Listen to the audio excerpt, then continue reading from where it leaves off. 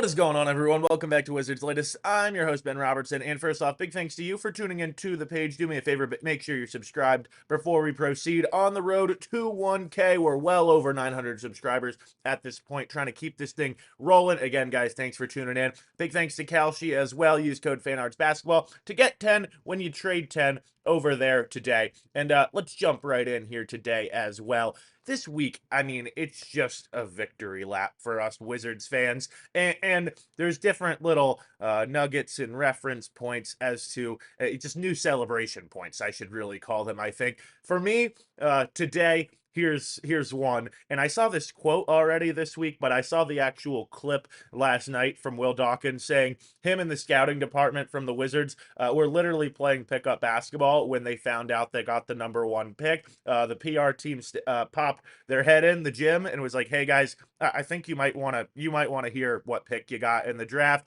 They heard, celebrated, got back to the game.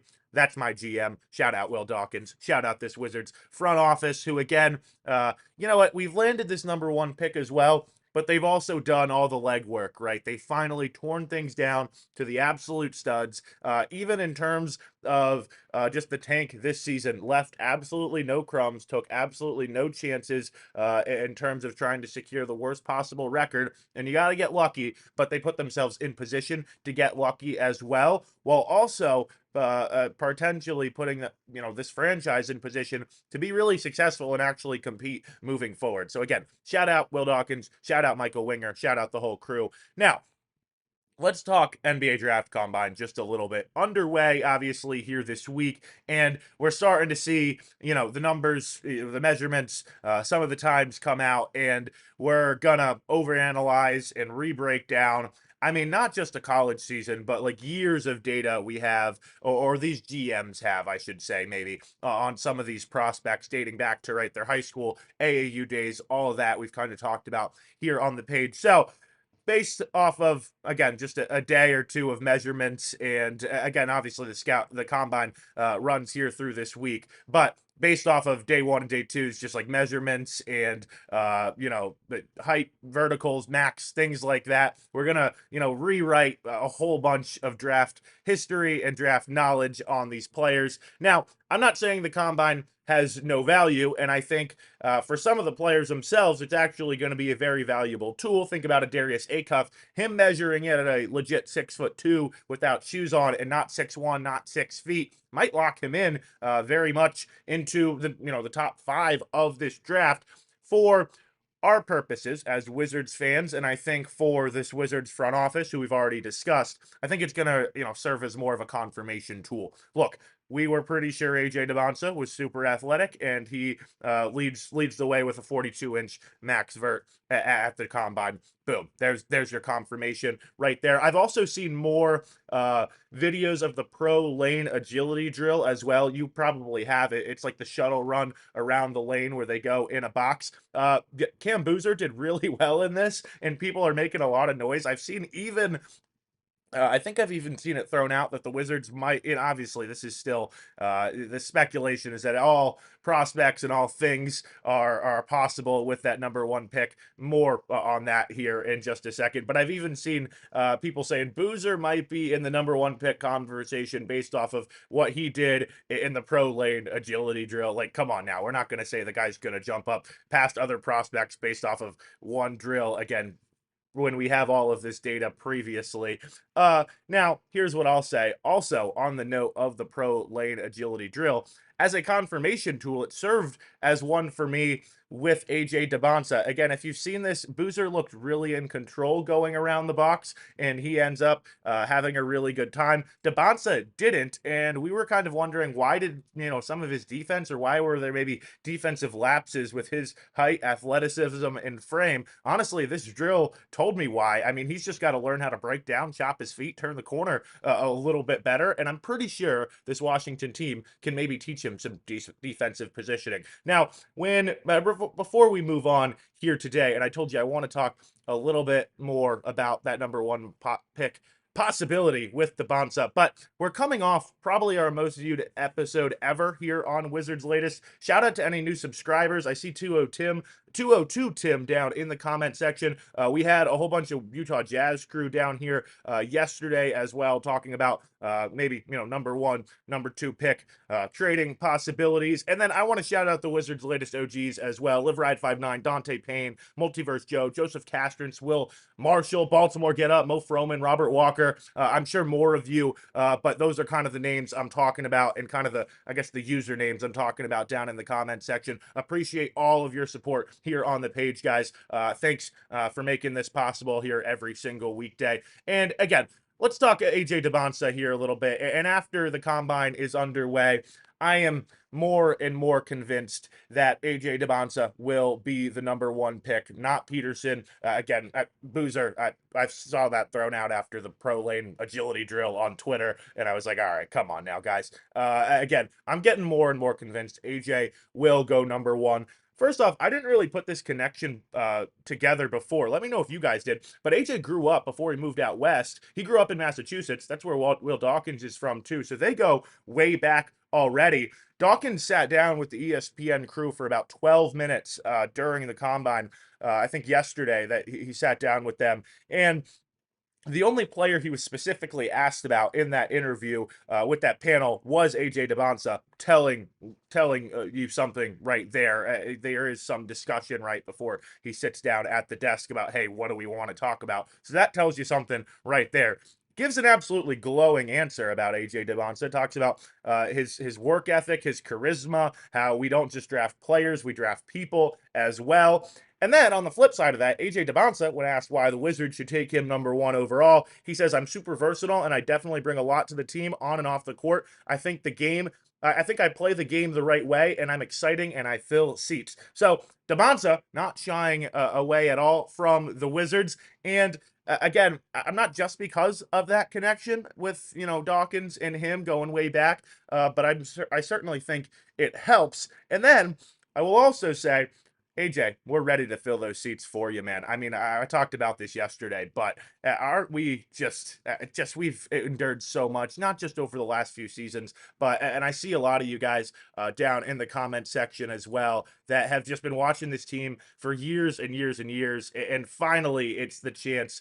Curly W Express says, you were born in 76, they won in 78, right? And since then, it hasn't been a 50-win season. And so I think more than just for me as a Wizards fan, for all of you guys and all of everyone here that has been watching this team for so long and been through so much in not just like struggles, just through nonsense as well. What an exciting time this is moving forward. Now, when we come back, I want to talk John Wall real quick and what he has said as of late. He was on JP and B Mitch on DC Sports Radio yesterday. But first off, guys, we all know the playoffs the most exciting time in basketball. Again, we talk about it every day. We're hoping the Wizards are playing playoff basketball next year. On Kalshi, you can trade every single playoff game, every series, the conference finals, and the championship.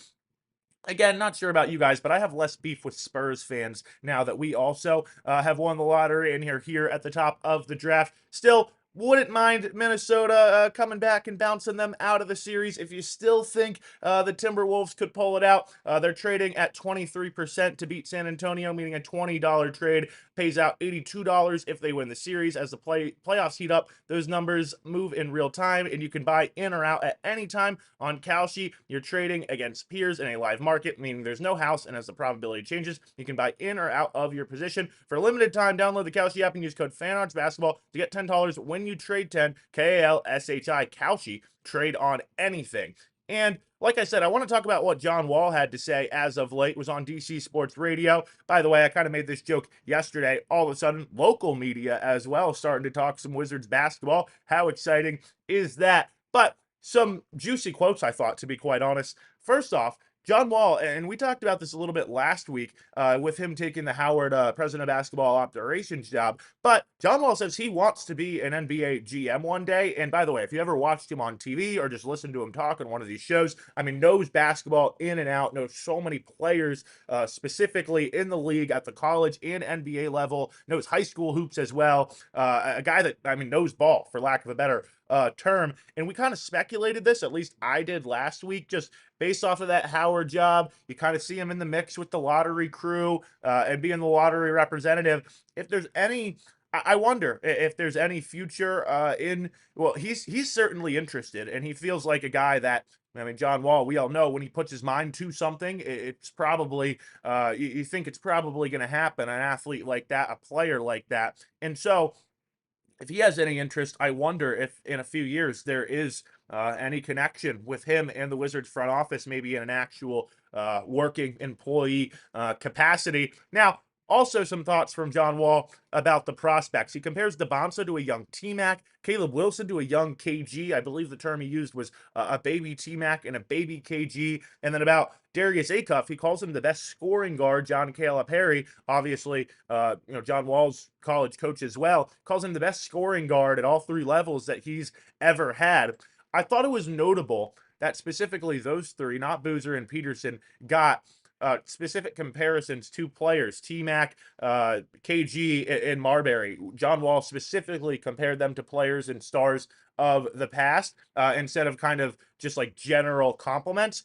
I told you, things are going to get read too much into the combine here this week. Well, I'm going to read probably a little bit too much into that. Again, John Wall, a former great hooper, knows a ton of hoops. Sounds like as well from that interview, he's pretty plugged in with this Wizard front office, just, talking to them throughout the season with his time working for Monumental, and then also just talking to them kind of in the build-up for the combine for the lottery as they got ready for that, and as he got ready, to whatever the lottery rep hosting duties kind of entailed. So I'm not saying John Wall is kind of speaking as a mouthpiece here for the Wizards front office. I don't really think that's who he is, but I do wonder if maybe his feelings, his sentiments about some of these prospects align with Dawkins, Winger, the whole crew. Now, let's jump into the comment section here. Real quick before we wrap things up today, I think we had a bot down here saying I talk too much. Yeah, that's kind of the whole thing here on Wizards Latest. You hear me talk. Appreciate you guys tuning in though. Pretty interesting. And again, I told you guys we have. There was a bunch of Utah fans that kind of found their way into this comment section. And shout out to all of you guys. Appreciate you dropping your thoughts. For the most part, it sounds like you guys are saying, and the reports are saying, that Utah views Darren Peterson pretty similarly to an AJ Dybantsa, and so they're not really willing to give up the haul we maybe talked about yesterday to move up just one spot, go get AJ. And there's a part of me that almost envies that position, I would say, as crazy as it sounds. Like, yeah, let them select first. We love either of these players, we'll take either one of them. There's another part of me that goes, nah, I kind of like that my franchise controls this situation and that we have the number one overall pick. And again, things run through DC. If you want to go up and get AJ Dybantsa, you got to call DC about it. If you are going to take Darren Peterson, well, it's because AJ Dybantsa came off the board. If you get AJ Dybantsa, it's because Darren Peterson came off the board. I like that our team controls things right now. 202 Tim, who I shouted out earlier, says DC is definitely a dormant basketball market. We're just waiting to be relevant. Great video, subscribed. Appreciate you, man. Make sure all of you are subscribed here to the page as well. And I'm with you. It's what we've talked about here over the last couple weeks, really. I mean, again, basketball just runs deep for so many of us in our fandom, and we've just been dying and patiently waiting to see it at the NBA level and with the Wizards. And again, it feels like we're at a moment, not just with the Wizards, with the DC sports as well, that the next decade or so could be really, really special.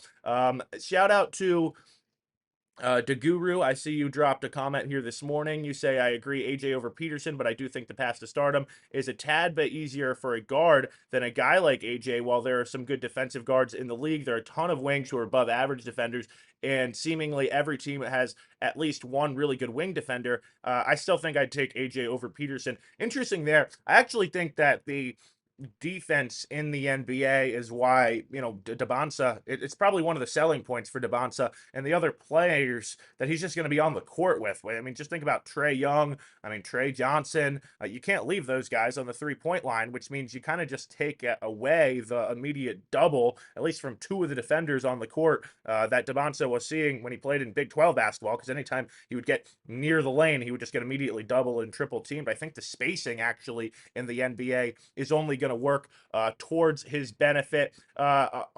Ari 232 says, I don't see the Jazz GM trading essentially top 2 picks and an extra first rounder for AJ. And that was kind of the point I was making yesterday. If they're willing to give up that type of haul, AJ Dybantsa must be, I mean, just I've thrown out generational as it possibly gets. And if that's the case, I think we should just stick and pick the guy, to be quite honest. Again, thanks to all of you for dropping your thoughts down below. We're going to get into more of these. I'll probably come back to a couple of these on tomorrow's episode, but appreciate all of your support here on the page. Make sure you drop your thoughts down in that comment section. Hit that like button as well. Make sure you subscribe to the channel on the road to 1K. And thanks for watching another episode of Wizards Latest.